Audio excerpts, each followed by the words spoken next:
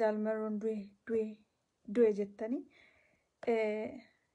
isa jalqabaa jaalmaroon sibiila miti namadha. Yoo du'e rakkoo hin qabu. Yoo du'e inni seenaa qaba. Inni gootaadha. Ati yoo kana ajjeeste maalidha? Dhiirri biyyaaf dhalate yoo du'es biyyaaf du'a. Isinoo seenaan keessan akkamitti isinii bara? Dhiirri biyyaaf du'a. Dhiirri siluma biyyaaf dhalata. Ani kan na ajaa'ibee waan tokko miti mee waan tokko naa himaa. Nama ajjeesanii dhaadachuun maalidha? Yeroo hundaa ebeelu ajjeefnee ebeelu boojinee jettanii dhuma gadi baatanii kan firfirsaa ooltanu. Nama akka haadha jaalmarroo fa'aa ajjeestanii nu himame. Manguddoo akkasii fa'aa lafarra harkistanii garaftanii moo kanadhaa gootummaan keessan? Haadha keessan immoo haadha keessan lafarra harkiftanii garaftanii har'a gootummaa nutti himuufi dhuguma isin biyya ijaaruufi haadha si deesse lafarra harkistee garafaati. Haadha manguddoo jaran namni umurii waggaa 80 umurii waggaa 70 lafarra harkisanii rukutaa biyyaaf ni gaafa jedhan hin qaanfattanu isin xiqqoodhumasii.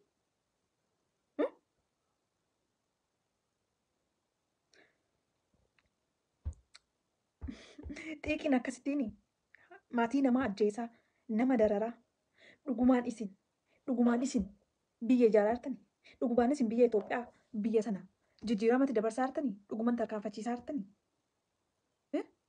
nama dararuudhaan haadha namaa mee haati jaalmarroo amma maal keessaa qabdi? Maalitti beektimi? Maali siyaasuma kana eessatti beekti yuusi? Maal beekan amma isaan ofiifuu manguddoodha. Isaan waa'ee siyaasaa akkamitti quba qabaatanii isaan maalitti beekanime? Dhuguma isin immoo haadha jaalmarroo reebdaniitiin jaalmarroo caakka keessaa baasuu barbaaddani. Maali jaalmarroon tokko qofaadha? Isin gaafa qabsaa'ota hiixanu gaafa goota ajjeeftanu waan Oromoo lafarraa balleessan isinitti fakkaata. Waan aduwwii keessan of jalaa dabsitan isinitti fakkaata. Garuu kumaatamaan aduwwii horattan, kumaatamaan nama isin mormu horattan. Har'a namni hundinuu karaa dhabee jechuudha.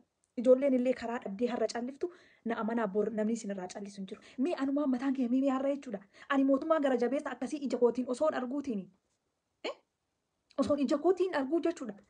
Gocha akkasii gocha suukanneessa akkasii raawwatu. Seenaa bara kanaan ijoollee kootti maal jedheen himamee natti maati? Seenaa keessan maal jedheetiin himan ijoollee kootti? Haala kanaan biyya bulchitan? Ani na ajaa'ibaani. Mee nama maatii kee dararu maal jettaan? Nama waa'ee keetii jedhe ani asii kan hinaasa'u ana tokkicha. Kan dararamu garuu maatii kiyya hunda. Dhugumaan akkasittiin nama amansiiftu moo maal nama gootu ani koo kan na ajaa'ibee haala kanaan akkam akka taanu feetan mee isiniin. Kan jaalmarroon qabsaa'uuf yoo haati jaalmarroo reebamte maal jechuudha? Anaan galu wanti kun maal jechuudha? Marroon immoo hin duune hin ajjeeftan. Hin argitanuyyuu. Jaalmarroo osoo jettan fincaan qabachuu dadhabdan hundi keessaniyyuu fincaan qabachuu dadhabdan. Garuu argitanii hin ajjeeftan. Hin ajjeeftan yoo qadaan rabbiitti dhufee ajjeese malee hin ajjeeftan. Bakka hin ajjeeftan. Hantuuta maqanii keessanii hundi keessaniyyuu. Ani warra ajjeesanii warra atuu ani kan na ajaa'ibu warroota mootummaan bobbaasee maqaadha ilmaan Oromoo jedhamanii biyya bulchina jedhanii haadha keessan gaafa akkasitti gadi fuutanii meemee nama manguddoo kana gaafa mana irratti gudanii jettan garaatti isinii nammaatu namarraa dhalattanii jedha beekaan. Isin namarraa dhalattanii isin jammar. Mee natti maati?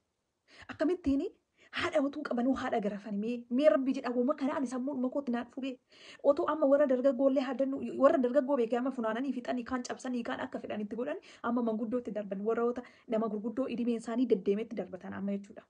Isin osoo haadha qabdanuu gaafa haadha keessan reebdan maaltu isinitti dhaga'amaa jedha. Loltooti mootummaa har'a gaafa isin haadha keessan reebdanu maali isin haadha keessa maal akkamitti jedhama? Maal akkamitti garaa isin nyaattu isin? Akkamittiin gocha akkasii immoo gootan? Haadha hin qabdani. Maal rabbii hin sodaattani? Warri immoo har'a ijoollee Oromoo taatanii kaatanii lafa dhiittanuu jaalmarrootu du'e maal jettanii lafa dhiittan akkamittiin isin gaafa Oromoon du'u isinitti tole? Gaafa Oromoon lafarraa dhumu maaliif isinitti tole? Akkamitti isinitti tole? Maaliif isinitti immoo tole mee natti maati? Du'a akkamitti namaaf hawwitan isin? Du'a akkamitti namaaf hawwitanii? Namni keessaa beekaan keessaa hidhamee beekaan keessaa ajjeefamee biyya isa kamtu bulchama? Biyyi nama ajjeesanii bulchan kun immoo booddeen isaa maal ta'uufi? Mee rabbii jedhaati ana. Maatii koo keessaa mootummaan kun nama ajjeesee biyyan bulcha yoo jedhe ani umrii keenya akka amma jiraadhu mootummaan kun anaaf diina jechuudha.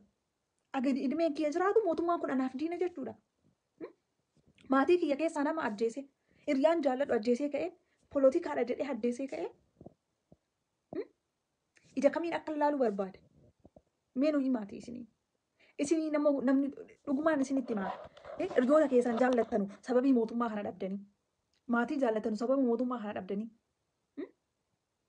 Akkamiin mootummaa kana dhuguma akkamitti waliin bultan? Mee akkamiin waliin jiraattan? No, hin jiraattan. Gonkumaa hin danda'amu kun. Yeroodhaaf ta'uu danda'a. Yeroodhaaf fakkaachuu danda'a. Waan mo'attan isinitti fakkaachuu danda'a. Garuu dhalootni inni amma akka dhabee karaa dhabee nama deemsisu dhabee nama walitti qabu mataa walitti fidu dhabe kun bor akka ta'ee mataa wal qabatee wal ijaarratee sii dhufa. Silumatti iyyuu biyya Oromoon keessatti nagaan taane bulchuuf yaaluun iyyuu waan hin taanedha. Bulchuuf yaaluun iyyuu. Biyya Oromoo nagaa keessatti hin qabaanne mee akkamitti biyya Itoophiyaa keessatti Oromoo nagaan qabdu taanaan? Akkamitti jiraattan? Immoo uummata kana hunda immoo akkamitti lafarraa fixxan? Hin dandeessan.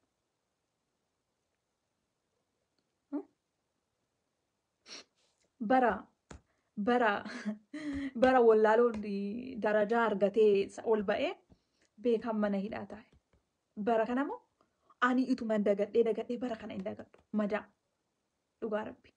Osuma dagadhee wantoota keessa darbee hunda inuma dagadha. Wantoota jireenya kiyya keessa mudatan hunda inuma dagadha. Garuu bara kana gonkumaa hin dagadhu. Bara kana immoo gaafa yaadadhu mootummaa Abiyyi yaadadha. Abiyyi yaadadha. Jigalaami. Bara Hacaaluu keessatti hidhamne. Bara beekaan keenya nurraa hidhame. Bara Oromummaa irraa kase. Bara ilmaan Oromoo ol jettee deemuu dadhabde. Bara biyya Itoophiyaa keessatti Oromoo ta'uu yakka taate. Bara osoo ati ilaaltuu maatiin kee manneen irratti gubatu.